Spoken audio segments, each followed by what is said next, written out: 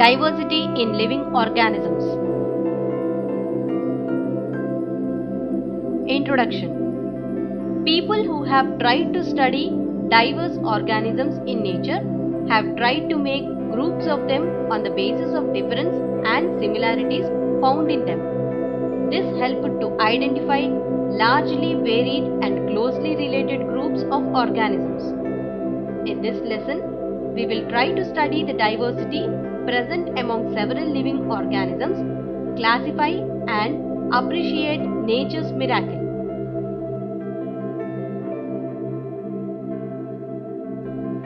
Diversity in plants. We can see that there are several characteristics that we can choose to make groups of plants. For example, some common characteristics like venation.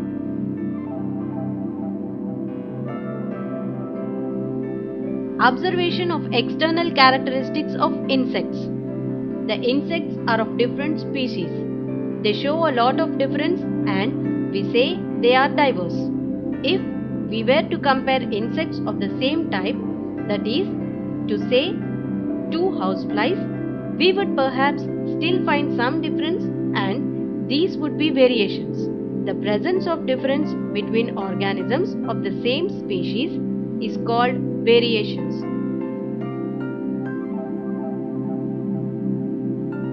Variation in plants. Variation between different species is always greater than the variation within a species. As we have observed so far, variation forms a basis for selection of characters to group organisms. Grouping organisms on the basis of certain characters which vary over populations, indicating some common lineage of each varied group or the way in which the organisms may have evolved is classification. Thus, classification in biology is the systematic study of organisms present in nature with respect to their evolution.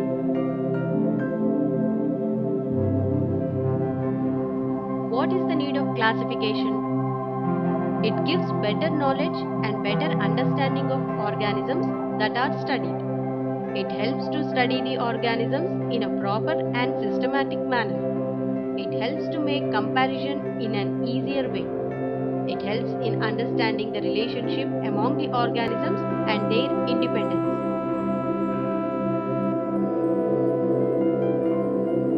Classification and evolution. Classification of life forms are closely related to their evolution. Evolution is the process of acquiring change. Most life forms that we see today have variations that accumulated over years to allow the organism possessing them to survive better. Charles Darwin wrote about this in his book The Origin of Species in 1859. Since complexity of design has increased over the years and is yet to increase, we may say that older organisms are simpler as compared to the younger.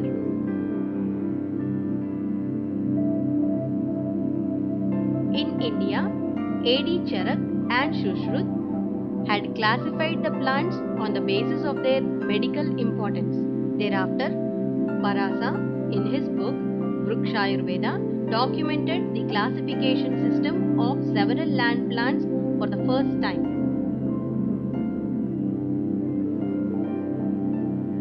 Classification done by biologists till date. In 1758, Carl Linnaeus proposed a system that gave each organism two names, denoting genus and species such as Homo sapiens. He then grouped genera into families, families into orders, orders into classes, classes into phyla, and phyla into kingdoms. Linnaeus identified two kingdoms, Animalia and Plantae.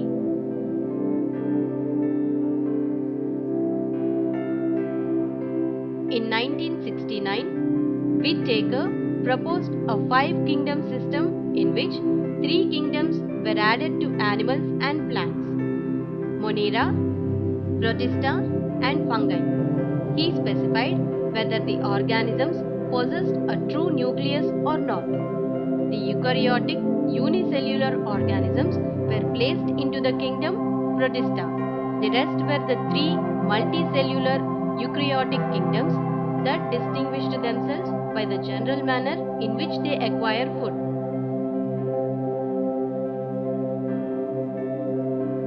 Plants are generally autotrophs and animals are heterotrophs. Fungi are also heterotrophs, but unlike animals, they generally break down large organic molecules in their environment and live on them.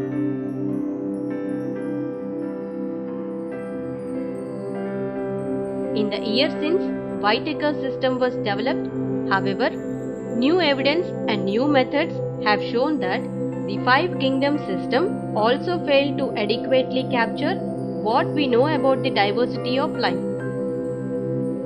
Microbial biologists became aware of these limitations as they discovered unicellular organisms that appear to be prokaryotic but were extremely distinct in their internal structure and other characteristics from the traditional bacteria.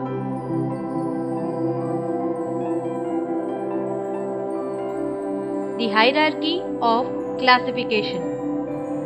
Classification is done starting from grouping living organisms into domains, for example, prokaryotic, eukaryotic, archaea, which forms the largest categories with several dissimilar and few similar characters to species, forming the smallest category with several similar and few dissimilar characters.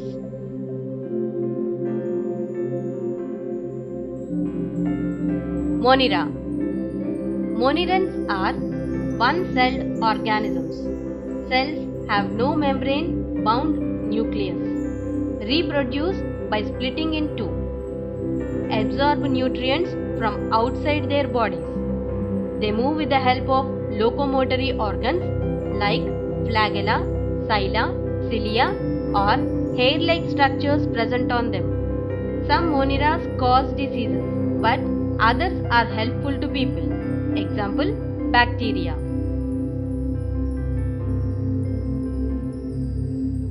Protista. Protista are one-celled, but some have many cells. Cells have a membrane around the nucleus. Some get nutrients and energy by eating other organisms.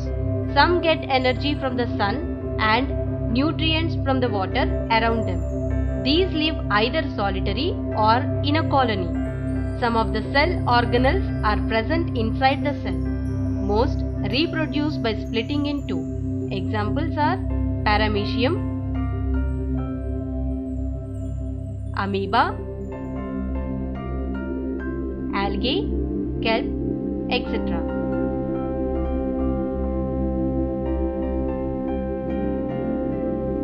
Fungi. Fungi are many-celled and some are one-celled organisms. Eukaryotes with well-defined prominent head get nutrients and energy by absorbing or digesting the surface they live on through root-like structures which are fine thread-like parts of their body. Most of these reproduce by spores. Examples are yeast and mushrooms.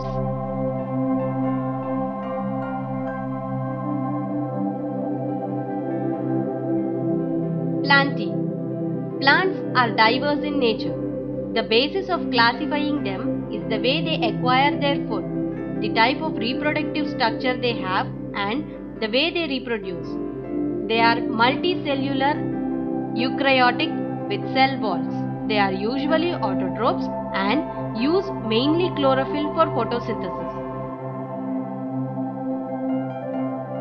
Classification of animals. These are organisms which are eukaryotic, multicellular and heterotrophic. These cells do not have cell walls. Most animals are mobile. They are further classified based on the extent and type of the body design differentiation found. Porifera. These are non-motile animals attached to some solid support. There are holes or pores all over the body.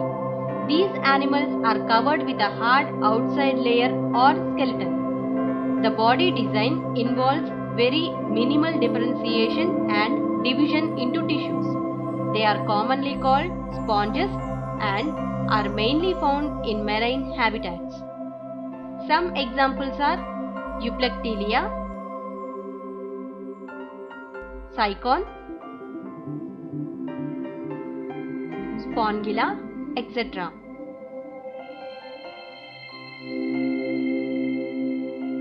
Cochlenterate or Cnidarians. These are aquatic forms. There is a cavity in the body. The body is made up of two layers of cells, one forming the outer layers while the other forming the inner layers. Some live in colonies like the corals. Hydra, jellyfish and sea anemones are common examples.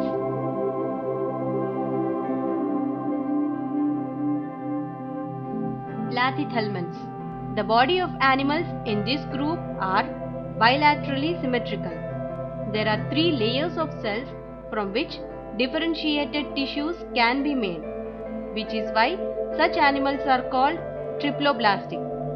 There is thus some degree of tissue formation. The body is flattened dorsoventrally, meaning from top to bottom. That is why these animals are called flatworms. They are either free-living or parasitic. Some examples of free-living animals like planarians are parasitic animals like liver flukes and tapeworms.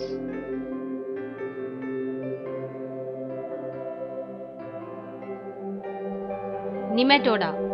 The nematoda body is also bilaterally symmetrical and triploblastic. However, the body is cylindrical rather than flattened. There is a sort of body cavity or a pseudocoelom is present. These are very familiar as parasitic worms causing diseases such as the worms causing elephantiasis or the worms in the intestines.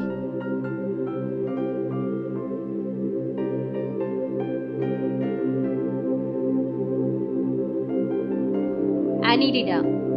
Annelid animals are also bilaterally symmetrical and triploblastic. There is extensive organ differentiation. The differentiation occurs in a segmental fashion. These animals are found in a variety of habitats, freshwater, marine water as well as land. Earthworms and leeches are familiar examples. Arthropoda. This is probably the largest group of animals. These animals are bilaterally symmetrical and segmented. The coelomic cavity is blood-filled. They have jointed legs. Some familiar examples are prawns, butterflies, cockroaches, houseflies, spiders, scorpions and crabs.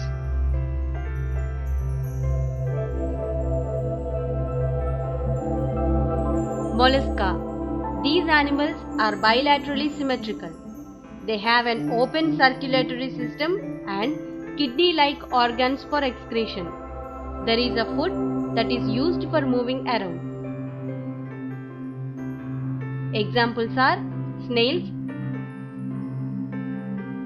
and mussels.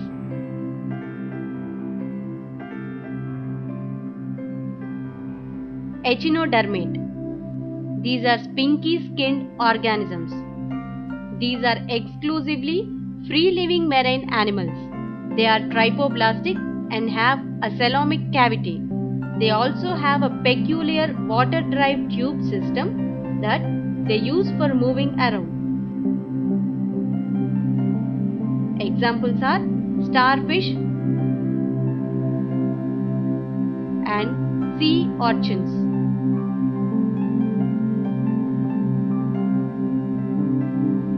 Protochordate. These animals are bilaterally symmetrical, triploblastic and have a coelom. In addition, they show a new body feature, notochord. The notochord is a long rod-like support structure that runs along the back of the animal, separating the nervous tissue from the gut. It provides a place for muscles to attach for ease of movement. Protochordates are marine animals. Examples are Balanoglossus, Hedmania, and Amphioxus.